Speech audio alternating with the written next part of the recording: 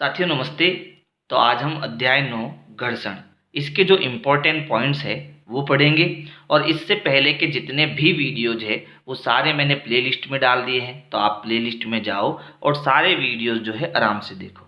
तो यहाँ पर जो हमारा पहला पॉइंट है वो है साइकिल को ब्रेक लगाने पर वह मंद हो जाती है। यानी जब हम साइकिल चलाते हैं और जैसे ही ब्रेक लगाते हैं तो हमारी साइकिल की गति जो है वो मंद हो जाती है और बाद में हमारी साइकिल रुक भी जाती है। तो ऐसा किस कारण होता है? ऐसा घर्षण के कारण होता है। ये घर्षण क्या होता है इसको हम आगे पढ़ेंगे। फिर देखो, फर्श पर लुढ़कती गेंद कुछ समय पश्चात रुक जाती है। यानी जमीन पर जब हम किसी गेंद को धक्का देकर लुढ़काते हैं तो कुछ समय बाद उस गेंद की गति मंद हो जाती है और फिर वो धीरे धीरे गेंद रुक जाती है। तो ऐसा भी क्यों हो रहा है? घर्षण के कारण हो रहा है। फिर तीसरा उदाहरण देखो, जब कोई लड़का किसी केले के छिलके पर कदम रखता है तो वह गिर पड़ता है। तो ऐसा भी किसके कारण हो रहा है? घर्षण के कारण हो रहा है। किसी वस्तु को बल लगाकर धकेलने पर वह कुछ दूर चलकर रुक जाती है। तो पुस्तक को जैसे ही हम जब तक हम धक्का देंगे तब तक तो वो वस्तु पर गति करेगी, है ना, वो पुस्तक गति करेगी। लेकिन जैसे ही हम बल हटाएंगे तो वो पुस्तक जो है गति करना रुक जाएगी। तो ये सब जो है किसके कारण हो रहा है? घर्षण के कारण हो रहा है। यानी ऐसा घर्षण बल के कारण होता है। तब ये घर्षण बल की परिभाषा क्या है वो हम पढ़ लेते हैं। तो देखो, इसकी परिभाषा है, जब एक वस्तु किसी अन्य वस्तु के संपर्क में रहते हुए गति करती है तो उस वस्तु की गति की दिशा के विपरीत एक बल कार्य करता है जिसे घर्षण कहते हैं या घर्षण बल कहते हैं। परिभाषा को वापस समझना। जैसे मान लीजिए ये हमारा क्या है? बॉक्स है, ठीक है, यानी वस्तु नंबर 1 है और ये कहाँ पर रखी हुई है? ये एक टेबल पर रखी हुई है। मान लो ये हमारी क्या हो गई? टेबल हो गई, ठीक है। ये इस टेबल पर जो है वस्तु रखी हुई है, इसका मतलब टेबल का जो ये फर्श है ये हमारी दूसरी वस्तु है और ये दोनों वस्तु एक दूसरे के क्या है? संपर्क में रखी हुई है। अब जैसे ही इस बॉक्स को मैं धक्का दूंगा तो ये बॉक्स क्या करेगा? इस दिशा में गति करेगा, इस साइड वाली दिशा में क्या करेगा? गति करेगा, क्योंकि धक्का मैं इस तरफ दे रहा हूँ। तो जैसे ही बक्से को मैं धक्का दूंगा तो बक्सा गति करेगा। तो ये जो आपका दूसरी वस्तु है यानी जो टेबल का फर्श है ना, ये क्या करेगा? क्योंकि ये दोनों संपर्क में है तो इस गति की विपरीत दिशा में यानी इस दिशा में ऑटोमेटिक एक बल काम करेगा जो इस गति की दिशा के विपरीत होगा, ठीक है। और ये क्या करेगा? ये इस गति का विरोध करेगा, है ना। और जैसे ही हम बल हटाएंगे तो क्योंकि इसकी विपरीत दिशा में इस तरफ भी क्या हो रहा है? गति का विरोध हो रहा है। यहाँ पर इस दिशा में बल लग रहा है, इसी कारण से ये वस्तु रुक जाएगी। बात समझ में आई? वापस परिभाषा पढ़ेंगे तो आपको सब कुछ क्लियर हो जाएगा। देखो परिभाषा क्या है, जब एक वस्तु किसी अन्य वस्तु के संपर्क में रहते हुए गति करती है तो उस वस्तु की गति की दिशा के विपरीत एक बल कार्य करता है जिसे हम घर्षण कहते हैं। और इसी बल के कारण जो वस्तुएं गति करती है वो क्या हो जाती है? थोड़ी देर बाद रुक जाती है। जैसे ही उससे बाह्य बल हटता है तो वो चीजें रुक जाती है ना। तो ये सारे ऊपर जो उदाहरण दिए वो क्यों रुक जा रहे हैं? इस घर्षण बल के कारण रुक जा रहे हैं, ठीक है। और अगर घर्षण बल नहीं होता तो एक बार हम किसी वस्तु को धक्का देने के बाद वो वस्तु कभी भी नहीं रुकती। अगर घर्षण बल नहीं होता तो एक बार गति करने के बाद वह वस्तु हमेशा गति करती। इसलिए घर्षण बल होने के कारण ही उसकी विपरीत दिशा में बल लगता है और एक समय बाद वो चीज जो है गति करना बंद कर देती है। अगर आपको वीडियो समझ में आ रहा है तो वीडियो को लाइक करो, अपने दोस्तों को शेयर करो और चैनल को सब्सक्राइब जरूर करो, है ना। अब अगला जो पॉइंट है वो है घर्षण बल के प्रकार। तो देखो, घर्षण बल जो है वो 3 प्रकार से हो सकता है। पहला है स्थैतिक घर्षण बल, दूसरा है सर्पी घर्षण बल और तीसरा है लौटनिक घर्षण बल। और तीनों ही बल जो है इनको हम विस्तार से आगे समझेंगे। वैसे हम एक पॉइंट जरूर समझ लेते हैं कि ये जो स्थैतिक घर्षण बल होता है उसका मान सबसे ज़्यादा होता है। फिर घर्षण बल, ये जो स्थैतिक घर्षण बल है इससे कम जो है वो सर्पी घर्षण होता है और सबसे कम घर्षण बल कौन सा होता है? लौटनिक घर्षण बल होता है। ऐसा क्यों होता है इसको भी हम आगे पढ़ेंगे। फिर देखो अगला पॉइंट है घर्षण को प्रभावित करने वाले कारक, यानी ऐसी कौन कौन सी चीजें हैं जो घर्षण को प्रभावित करती है, वो चीज हम पढ़ेंगे। तो देखो पहला कारक है घर्षण सतहों के खुरदरेपन पर निर्भर करता है। जैसे कमानीदार तुले द्वारा किसी ईंट को अलग अलग पृष्ठों पर खींचने पर बल अलग अलग लगना। तो पहले इस कारक को हम समझ लेते हैं। जैसे मान लीजिए ये मैंने एक पृष्ठ लिया, ठीक है, और ये पृष्ठ कैसा है, चिकना है, ठीक है, एकदम सपाट है। और दूसरा मैंने इस प्रकार का पृष्ठ लिया, ये कैसा है, खुरदरा है, ठीक है। तो बताओ अगर यहाँ एक मैं वस्तु रखता हूँ और इसको धक्का देता हूँ, और यहाँ वस्तु रखता हूँ और इसको धक्का देता हूँ, तो बताओ किसकी गति अधिक होगी। बिल्कुल चिकने पृष्ठ की गति अधिक होगी। यहाँ पर वस्तु जो है वो सरलता से गति कर पाएगी, लेकिन यहाँ पर वस्तु सरलता से गति नहीं कर पाएगी, क्योंकि ये जो है पृष्ठ थोड़ा खुरदरा है ना। तो पहला कारण क्या हो गया, जो आपका घर्षण बल होता है ना, वहाँ वो जो है उसके खुरदरेपन पर निर्भर करता है। यहाँ घर्षण बल कम लगेगा, इसलिए वस्तु जो है वो गति अधिक करेगी, और यहाँ पर घर्षण बल जो है वो ज़्यादा लगेगा। तो ज़्यादा लगने के कारण यहाँ पर जितना हम बल लगा रहे हैं वो गति इसकी तुलना में थोड़ी कम करेगी, ठीक है। तो जो घर्षण है वो खुरदरेपन पर निर्भर करता है। जिसका पृष्ठ जितना खुरदरा होगा वहाँ पर घर्षण बल उतना ही अधिक लगने के कारण वस्तु धीमे गति करेगी, है ना। और इसमें जो आपकी बुक में उदाहरण दिया है उसमें एक प्रयोग भी दिया है। प्रयोग किससे संबंधित है, कमानीदार तुल्य से संबंधित है। तो यहाँ पर देखो ये हमारा होता है कमानीदार तुल्ला, ठीक है।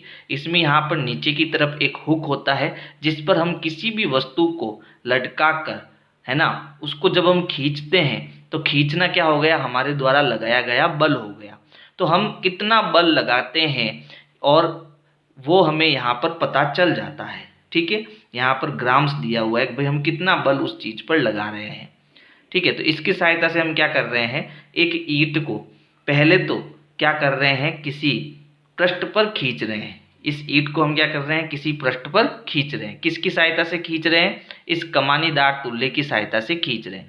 जैसे इसके हुक को हमने किसी डोरी से बांध लिया और फिर यहाँ पर हमारी क्या पड़ी है, ईंट पड़ी है, और जैसे ही हम इसकी सहायता से इसको खींचेंगे तो यहाँ पर ये जो तुल्ला होता है इसमें यहाँ देखो एक हुक होता है, ठीक है। ये हुक नीचे की तरफ गति करेगा।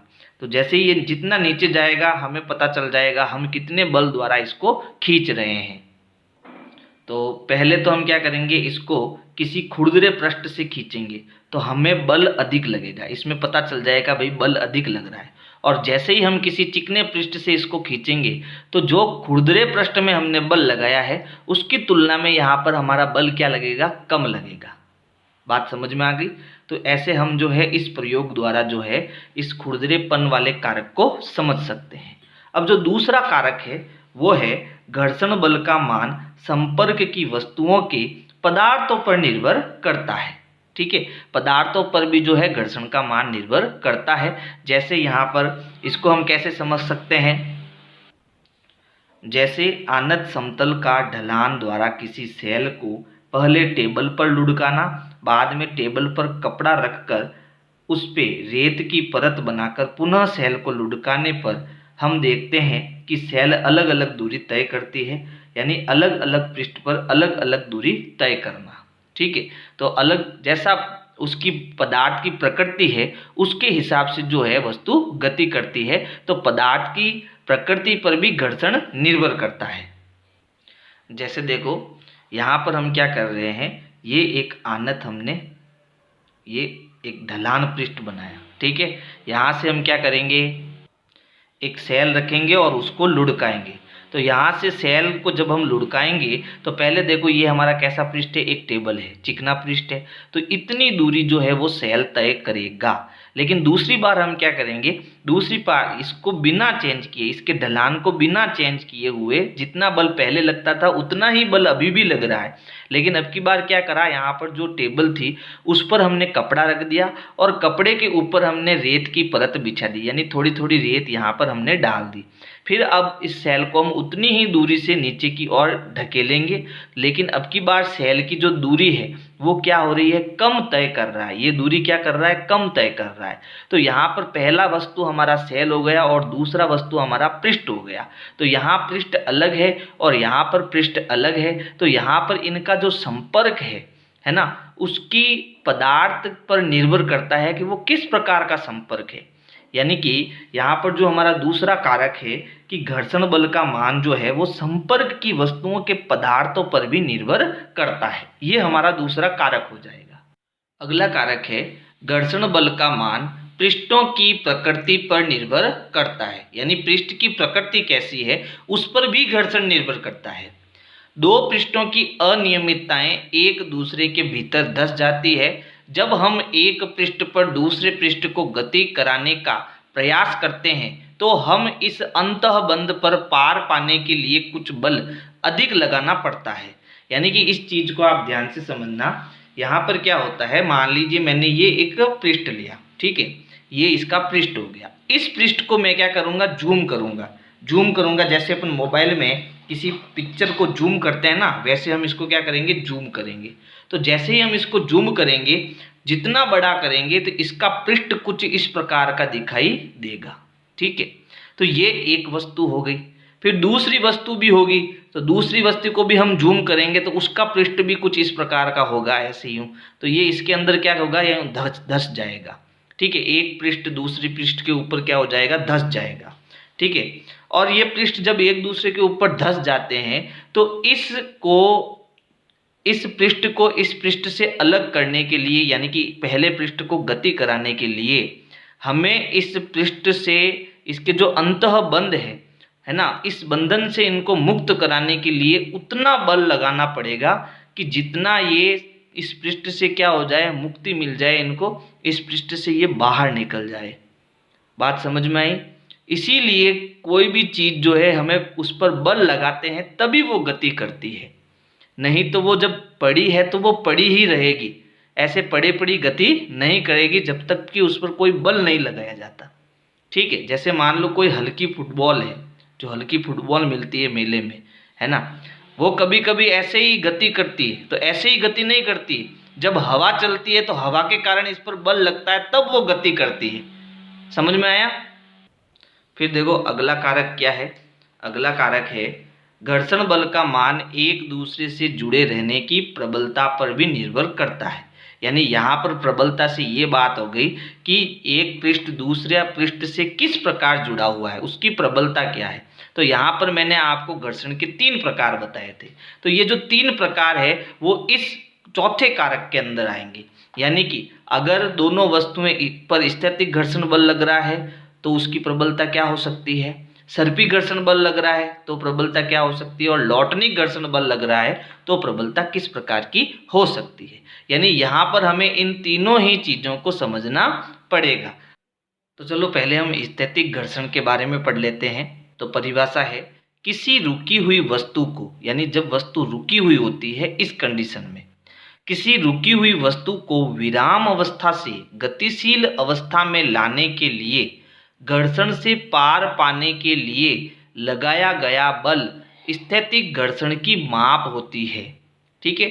दूसरे शब्दों में अगर ये परिभाषा आपको समझ में नहीं आई है तो दूसरी परिभाषा क्या है, जब दो वस्तुएं एक दूसरे के संपर्क में विराम अवस्था में होती है तो उनके बीच लगने वाले घर्षण बल को स्थैतिक घर्षण बल कहते हैं। यानी मान लीजिए ये एक वस्तु हो गई और इसके ऊपर ठीक दूसरी वस्तु पड़ी है, ठीक है, और दोनों वस्तु सिर्फ ऐसे ही पड़ी हुई है, रुकी हुई अवस्था में है, विराम अवस्था में है। तो इन पर जो इनका जो संपर्क हो रहा है ना, इनका जो संपर्क हो रहा है तो उसकी वजह से एक घर्षण बल लग रहा है, उसी को हम स्थैतिक घर्षण बल कहते हैं। इसी वजह से ये दोनों एक दूसरे के ऊपर रुकी हुई है। बात समझ में आई। दो वस्तुएं एक दूसरे के संपर्क में विराम अवस्था में होती है तो उनके बीच लगने वाले घर्षण बल को स्थैतिक घर्षण कहते हैं। दूसरा है सर्पी घर्षण। तो जब एक सतह दूसरी सतह पर फिसलती है तो सतहों के बीच लगने वाला घर्षण बल सर्पी घर्षण होता है। यानी कि एक वस्तु के ऊपर दूसरी वस्तु फिसलनी चाहिए। इसको कुछ ऐसे समझो, जैसे मैंने यहाँ पर एक आनत तल बना दिया, फिसल पट्टी बना दी, ठीक है, और इसके ऊपर ये वस्तु मैंने रख दी, और जैसे ही मैंने इसको छोड़ा तो ये क्या कर रही है, इसके ऊपर ऐसे फिसल कर नीचे जा रही है। तो फिसलते समय जब ये गति कर रही है तो इस गति की विपरीत दिशा में जो बल लग रहा है, जो घर्षण बल लग रहा है, तो इस कंडीशन में जो घर्षण बल लगेगा वो आपका क्या होगा, सर्पी घर्षण बल होगा, ठीक है।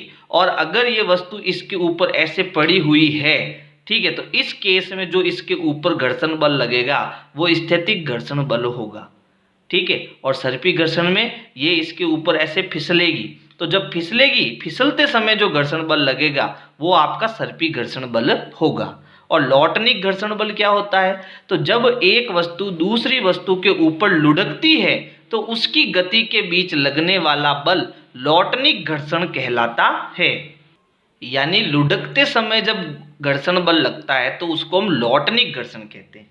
जैसे मान लो ये मेरे पास ये इस प्रकार से गोलाकार स्केच पेन हो गए, ठीक है, और इसके ऊपर मैंने क्या रख दी, स्केल रख दी, ठीक है। अब मैं स्केल को अगर धक्का देता हूँ इस प्रकार से, तो नीचे क्या हो रहा है, इसके पहिए जो है वो लुढ़क रहे हैं। तो लुढ़कते समय, है ना, ये इस प्रकार से लुढ़क रहा है, तो लुढ़कते समय जो घर्षण बल लगेगा उसको हम क्या कहेंगे, लौटनिक घर्षण बल कहेंगे। यानी सबसे ज्यादा घर्षण बल कहाँ लगा, सबसे ज्यादा घर्षण बल आपका स्थैतिक घर्षण बल में लगा, क्योंकि उस कंडीशन में वस्तु क्या है, रुकी हुई है, ये वस्तु रुकी हुई है। तो रुकी हुई है तो घर्षण बल बहुत ज्यादा लगता है, और इसको गति कराने के लिए मुझे इसको धक्का देना पड़ेगा, यानी बल लगाना पड़ेगा। और जैसे ही बल हटाऊंगा तो वस्तु ऑटोमेटिक रुक जाएगी, क्योंकि ये रुक इसलिए जाएगी क्योंकि इस पर स्थैतिक घर्षण बल लग रहा है, ठीक है। यानी ये वाला जो घर्षण बल है वो सबसे ज्यादा होता है, इससे कम सर्पी घर्षण का होता है। जैसे यहाँ पर इसको मैंने इस प्रकार से फिसलाया, ठीक है, तो इसके घर्षण बल के कारण ये कुछ समय बाद आगे जाके क्या हो गई, रुक गई, ऑटोमेटिक रुक गई। ये रुकने का कारण है क्योंकि ये इसकी गति का विरोध कर रहा है और ये आगे जाके रुक जा रही है। तो ये घर्षण बल बहुत ज्यादा होता है, ये थोड़ा कम होता है, और सबसे कम घर्षण बल जो होता है वो लौटनिक घर्षण बल होता है, क्योंकि इस घर्षण बल के कारण ही जो है हम रेलगाड़ी, कार, बाइक, इसके पहिए जो है वो गोल होते हैं, है ना, गोल होंगे तो बहुत कम घर्षण बल लगेगा और हम बड़ी आसानी से उस चीज को चला पाएंगे। तो सबसे ज्यादा घर्षण बल स्थैतिक होता है, उससे कम सर्पी का, और सबसे कम घर्षण बल किसका होता है, लौटनिक का होता है। फिर देखो अगला पॉइंट है घर्षण बल के लाभ, यानी घर्षण से क्या लाभ है। तो पहला लाभ देखो, घर्षण बल के कारण ही हम वस्तुओं को पकड़ सकते हैं। यानी मैंने इस वस्तु को इसका पकड़ा हुआ है, तो पकड़ने का कारण क्या है, घर्षण बल है। अगर यहाँ घर्षण बल नहीं लगता तो ये आराम से मेरे हाथ से फिसल जाती, है ना। अब क्योंकि मेरा हाथ और इसका पृष्ठ, है ना, इनमें कुछ खुरदरापन है, तो यहाँ पर जैसे ही रखूंगा तो ये आसानी से पकड़ में आ जाएगा, ठीक है। तो ये मैं इसको पकड़ पा रहा हूँ, तो किसके कारण पकड़ पा रहा हूँ, घर्षण के कारण ही पकड़ पा रहा हूँ। दूसरा है घर्षण बल के कारण ही हम चल पाते हैं। अगर व्यक्ति चलना स्टार्ट करें और जैसे ही रुकना चाहे तो वो आराम से रुक सकता है, क्यों, क्योंकि वहाँ घर्षण बल लगेगा। और मान लीजिए घर्षण नहीं होता, तो अब अगर घर्षण बल नहीं हो और एक बार आपने चलना प्रारंभ कर दिया तो आप जीवन में कभी भी नहीं रुक पाओगे, ठीक है। कोई व्यक्ति आराम से चल पाता है तो इसका कारण क्या है, घर्षण बल है। अगला पॉइंट है घर्षण बल के कारण ही हम लिख पाते हैं। यहाँ पर मैंने जितने भी नोट्स बनाए हैं ना, वो घर्षण बल के कारण ही बनना संभव हुए हैं। घर्षण बल के कारण ही भवन निर्माण किए जा सकते हैं। अगला पॉइंट है घर्षण बल से हानि, यानी घर्षण से लाभ होता है तो नुकसान भी होता है। अब हानियां क्या क्या है, तो सबसे पहला है घर्षण बल के कारण वस्तुएं घिस जाती है, जैसे जूते घिस जाते हैं, पेंच घिस जाते हैं, और बॉल बेयरिंग भी घिस जाते हैं। जब हम चलते हैं, बार बार चलते हैं, तो घर्षण के कारण हमारे जूते जो हैं वो पूर्ण रूप से घिस जाते हैं और लास्ट में फट भी जाते हैं, है ना। पेचकस जो होते हैं, आपने देखा होगा कि जब किसी स्क्रू को हम किसी दीवार पे या किसी लकड़ी पर कसते हैं तो कुछ समय बाद वो अपना आप ऑटोमेटिक स्क्रू घिस जाएंगे, और अगर उनको हम निकालना चाहेंगे ना तो वो बहुत मुश्किल से निकल पाते हैं। क्यों? क्योंकि वो घिस जाते हैं। और किसके कारण घिसते हैं? इस घर्षण के कारण ही घिसते हैं। फिर बॉल बॉयरिंग जो होते हैं, जो बॉयरिंग होते हैं ना, वो भी घिस जाते हैं। किसके कारण? घर्षण के कारण। बार बार कोई चीज़ घूम रही है, घूम रही है, घूम रही है, तो उसका क्या होता है? घर्षण बढ़ जाता है, और घर्षण बढ़ने के कारण वो घिस जाते हैं। मशीनों में घर्षण के कारण ही अत्यधिक ऊर्जा नष्ट होती है। जितनी भी प्रकार की मशीनें हैं और जितने भी उसमें बहुत सारे यंत्र डाले हुए हैं, जैसे बोरिंग डाला हुआ है या कोई भी नट डाला हुआ है, तो वो जब मशीनें चलती है ना, तो इस घर्षण के कारण वो बहुत ज़्यादा ऊर्जा नष्ट हो जाती है। जैसे पंखा चालू करना है तो पंखा चलेगा, लेकिन पंखा ऐसे ही नहीं चलता है। जब वो घूमता है तो उसके अंदर बोरिंग भी घूमता है और वो घर्षण करते हैं। तो घर्षण करने के कारण वो क्या करते हैं? बहुत सारी ऊर्जा का नष्ट कर देते हैं। अगला पॉइंट है घर्षण बढ़ाना तथा घटाना। यानी घर्षण से लाभ होते हैं तो हानि भी होती है। लेकिन क्या हम घर्षण को कंट्रोल कर सकते हैं? क्या हम घर्षण को बढ़ा सकते हैं या फिर घटा सकते हैं? अगर हम किसी चीज़ में घर्षण को बढ़ाएंगे तो हम उसकी गति को रोक सकते हैं, है ना। और अगर हम किसी वस्तु की घर्षण को घटाते हैं तो उसकी गति को बढ़ा सकते हैं। तो देखो, बढ़ाना और घटाना, इसके बारे में क्या लिखा हुआ है? जूतों की तली खांचेदार बनाकर घर्षण बढ़ाना। यानी जब आपने देखा होगा स्पोर्ट्समैन जो होते हैं, जो क्रिकेट वगैरह खेलते हैं, उनके जूते क्या होते हैं? खांचेदार होते हैं। तो खांचेदार होने के कारण जब वो ज़मीन पर पाँव रखता है तो आसानी से उसका पैर जो है ज़मीन पर धंस जाता है। धंस क्यों जाता है? क्योंकि वो खांचेदार होते हैं जूते, है ना। तो उनमें घर्षण बढ़ जाएगा, और जब घर्षण बढ़ जाएगा तो वो आसानी से दौड़ सकता है, वो कभी फिसल नहीं सकता है। इसीलिए जो खेल वाले खिलाड़ी होते हैं उनके जूते खांचेदार होते हैं। अगला पॉइंट है कारों, ट्रकों आदि के टायर खांचेदार बनाकर घर्षण बढ़ाना। आप कभी भी किसी भी वाहन के टायर देखना, वो कैसे होते हैं? खांचेदार होते हैं। तो जब खांचेदार होंगे तो उन पे क्या हो जाएगा? घर्षण बढ़ जाएगा। इसीलिए बाइक का पहिया कभी भी स्लिप नहीं करता है और वो आसानी से चलता है ना।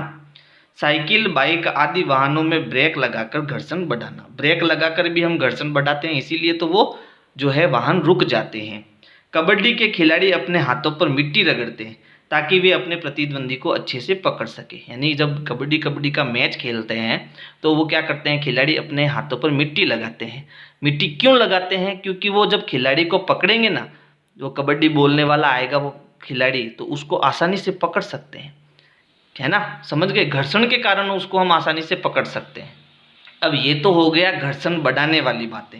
अब हम घर्षण घटाकर कैसे कोई भी काम करवा सकते हैं? देखो, घर्षण कम करने वाले पदार्थों को स्नेहक कहते हैं, जैसे ग्रीस, पाउडर, खनिज तेल आदि। यानी अगर आपको कहीं भी घर्षण कम करना है तो ऐसे पदार्थों को हम स्नेहक कहते हैं। स्नेहक के रूप में हम ग्रीस का प्रयोग कर सकते हैं, पाउडर का प्रयोग कर सकते हैं और खनिज तेल का प्रयोग भी कर सकते हैं।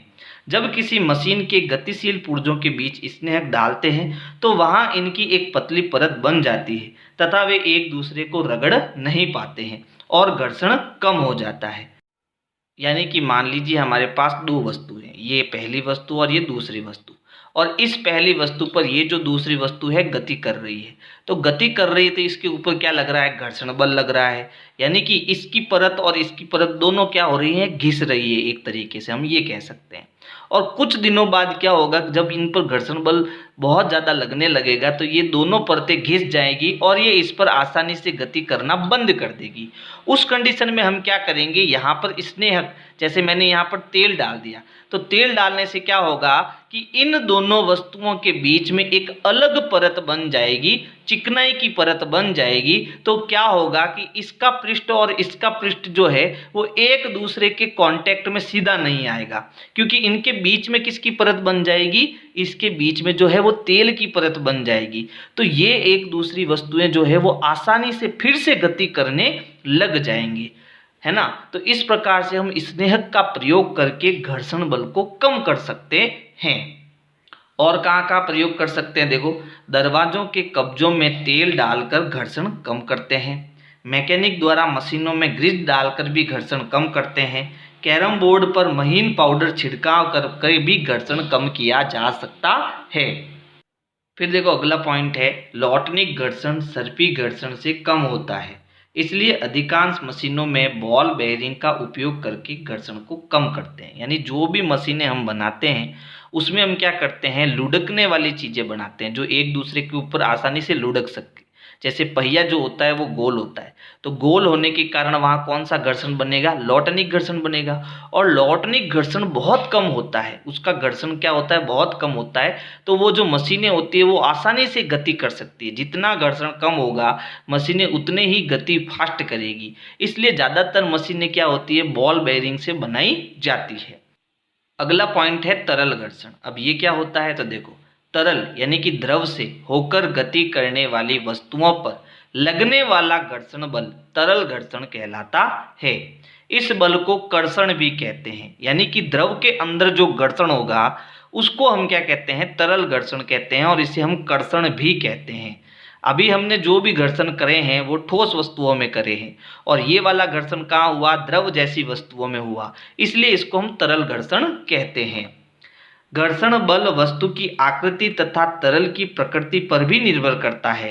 यानी कि घर्षण बल जो होता है वो वस्तु की आकृति पर भी निर्भर करता है। कैसे, जैसे वायुयान की आकृति, वायुयान ऐसा क्यों बनाया जाता है, क्यों बनाया जाता है, देखो इस प्रकार से होता है वायुयान, है ना, और इस प्रकार से इसके इस प्रकार से पंख होते हैं। तो वो इसलिए बनाते हैं ताकि उसमें क्या हो जाए, घर्षण कम हो जाए।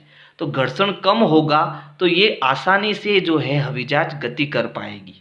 बात समझ में आया। तो वो आकार पर भी निर्भर करता है कि घर्षण ज़्यादा हो जाएगा या कम हो जाएगा। उसकी आकृति हम बनाते हैं, जैसे पशु पक्षी जो होते हैं, मछलियाँ जो होती हैं, उन सब की आकृति इस प्रकार बनाई गई है कि वो घर्षण कम हो और वो आसानी से गति कर सके। जैसे पक्षियों की आकृति, मछलियों की आकृति, वाहनों के डिजाइन आदि, है ना। तो इस प्रकार से ये चैप्टर हमारा समाप्त होता है। और अगर मेरी वीडियोज आपको पसंद आ रही है तो वीडियो को लाइक करो, अपने दोस्तों को शेयर करो। Thank you.